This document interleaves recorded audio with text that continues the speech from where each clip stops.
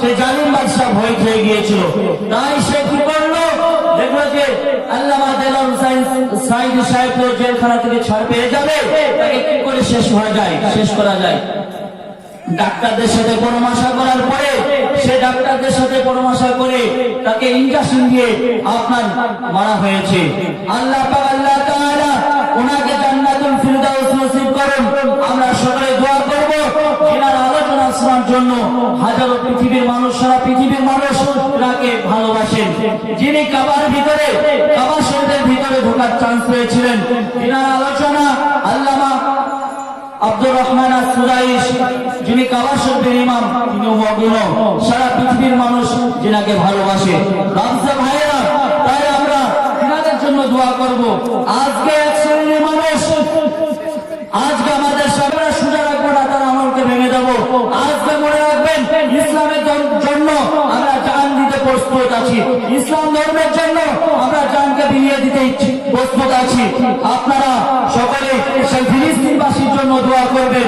বাদশা ভাইরা, আজকে বলতে চাই, সারা পৃথিবীর বুকে যারা আল্লামা, যারা আল্লাহওয়ালা, যারা দিনের জন্য কাজ করে, আজকে আপনারা নাম শুনেছেন।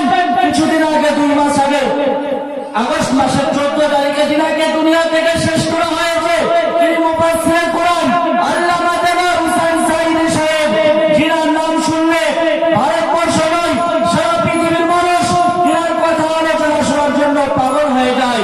যিনার কোরআনের তেলাওয়াত শুনে, যিনার আলোচনা শুনে হাজারো মানুষ মুসলমান ধর্ম, ইসলাম ধর্ম গ্রহণ করেছেন। আজকে বাংলাদেশের সেই জালিম বাদশা, সেই শেখ হাসিনা, আপনার তার মতন জালিম বাদশা, আপনার তাকে ইনজেকশন, ডাক্তার দিয়ে ইনজেকশন করে মারা হয়েছে। আজকে সেই জালিম বাদশা হয়তো ভয় খেয়ে গিয়েছিল যে শেখ হাসিনাকে হয়তো আমরা যদি দুনিয়া দেশের জেলখানা থেকে ছাড় পড়ে যায়, তাহলে সে প্রধানমন্ত্রী হয়ে গেলে আমাকে জেলে যেতে হবে। শেখ হাসিনা সেই জালিম বাদশা ভয় খেয়ে গিয়েছিল। তাই সে কি করলো, দেখলো যে আল্লামা দেলোয়ার হোসেন সাঈদী সাহেব জেলখানা থেকে ছাড় পেয়ে যাবে, তাকে কি করে শেষ করা যায়। ডাক্তারদের সাথে পরামর্শ করার পরে সে ডাক্তারদের সাথে পরামর্শ করে তাকে ইনজেকশন দিয়ে আপনার মারা হয়েছে।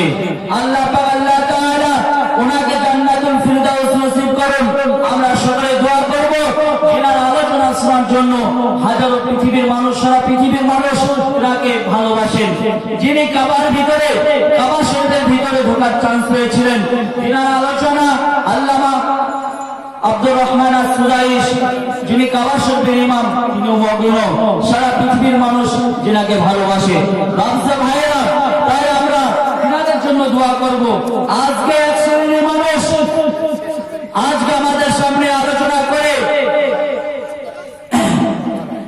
যে আজকে আমাদের নামাজ হবে কি হবে না। জামিরা লুঙ্গি পরে থাকলে ভিতরে প্যান্ট পরা লাগবে কিনা, জানি প্যান্ট পরা কি লাগবে কিনা। রাসূল সাল্লাল্লাহু আলাইহি ওয়াসাল্লাম বলেছেন, যদি কোনো ব্যক্তি তার লজ্জা স্থানকে হেফাজত করে ভিতরে প্যান্ট পরার প্রয়োজন, আপনি ইচ্ছা করলে পড়তে পারেন, না পড়লে নামাজ হয়ে যাবে। অনেক